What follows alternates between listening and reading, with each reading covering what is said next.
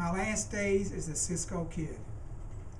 Yippee-yi-yay, ki-yay, yippee-yi-yo. There was the Durango Kid, the Sunset Kid, the Cisco Kid, and there was me, the Projects Kid. I was an 8-year-old buckaroo riding the range in the Iroquois housing projects. In my backyard cowtown, I used to imagine that I was in a showdown in some sagebrush saloon. I'd be backing through those saloon doors, daring anyone to draw down on me. And then suddenly, I hear my mom's voice, "Stephen, Stephen, if you don't come in and do your homework, you're not going to watch the Cisco Kid on TV this evening." Bang! Shot right out of the saddle, bushwhacked. I would surrender, come out with my hands up and go in and pistol whip that homework. And then on TV, there was a hoot, toot, root, shooting, highfalutin western, the Cisco Kid, the Robin Hood of the Old West. And Cisco would come barreling down some dusty trail with his magnificent painted pony, Diablo, chasing and shoot at the bad guys. Now, it wouldn't take Cisco long to round up those bad guys and to save the day. At the end of each exciting episode, there was an unforgettable exchange when Pancho, Cisco's sidekick, would do something stupid, and Cisco would laugh and say, "Oh, Pancho!" And then Pancho would laugh and say, "Oh, Cisco!" Then they would laugh together and ride off on another exciting adventure. Well, the next morning, I'd put on my small white sombrero, pick up my Cisco Kid book satchel, and I would ride down the rim of the sidewalk, past the covered wagon cars onto Simonville. Now, Simonville was St. Simon and Jude grade school, and like any Catholic school, they had a number of nesters or homesteaders, which they called nuns, and a couple of sheep herders, which they called padres. And those nuns, they worked us harder than the Chinese building the Union Pacific Railroad.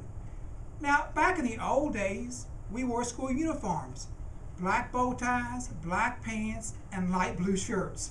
So our school colors really were black and blue, and the school cheer was ouch. But when that final bell would ring then, "I'm back in the saddle again. Home on the range, ride 'em cowboy." Down that black asphalt pass I would ride, down over Bluegrass Avenue, then up the dusty hill to the top of the mesa. Then lying down in the valley and silhouetted against the western sky was Hazelwood Elementary School. Now, Hazeltown, they had more. Their fair share of bad guys, outlaws, black hats, villains, desperados, cattle rustlers, claim jumpers, bank robbers, and back-shooting two-time and yellow-bellied sidewinders. And sure enough, cowpokes, ran right into the Tommy Alvey gang. Now, Tommy was beefy, thick as a tree trunk. One of his cronies said to me, "Who do you think you are, the Cisco Kid?" And then Tommy pulled a finger out of his nose and pointed at my black bow tie. He said, "No, he's the Cat Licker Kid."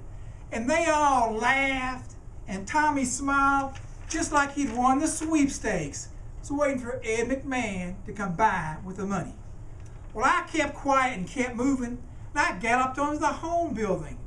And the skies were not cloudy all day, because there she was, Donna Lee, the prettiest girl in the projects, an 8-year-old Barbie doll, the farmer's daughter, the small town girl with a pretty face, an angel in a cowboy hat.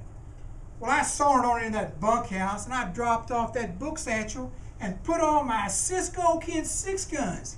Then I rode north toward Wyandotte Park in such runaway buckboards and bank robbers. And I called Wyandotte Park Dry Gulch because the wading pool was always empty and the water fountain was always broken. And there they were, lying in ambush, the Tommy Alvey gang. And this time, I was in a box canyon and there was no way out. It looked like the end of the trail. It was time for the showdown, time for the shootout, time for the punch-up. It was high noon. So I gave Tommy my very best Cisco Kid icy stare, which would freeze the heart and the gun hand of any villain. But before I had a chance to say, "Get along, little doggies," that sidewinder sucker punched me right in the gut. If you get hit just right in the gut, it'll knock the wind out. Well, he knocked out the wind, the rain, the sleet, and the snow. My front went oof, and my rump went poof.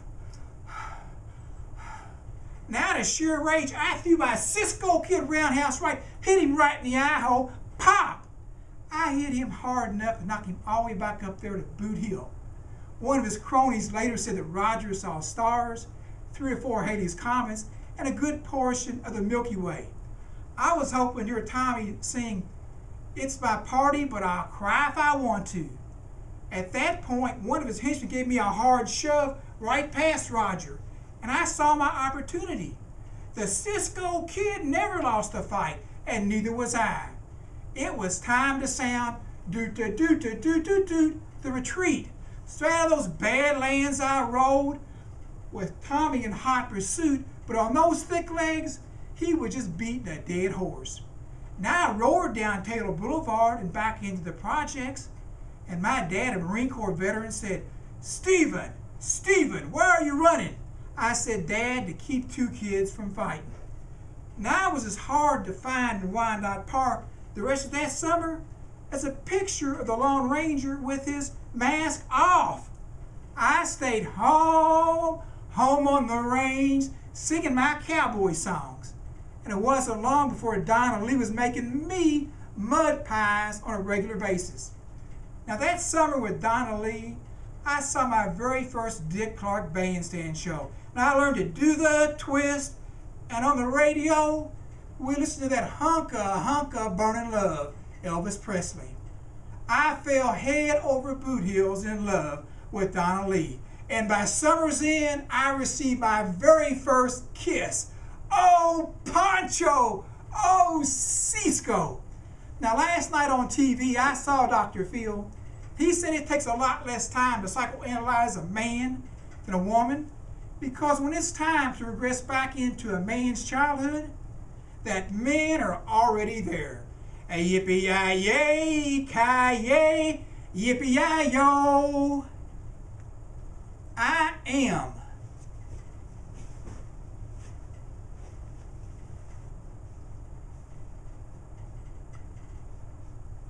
the Cisco Dad.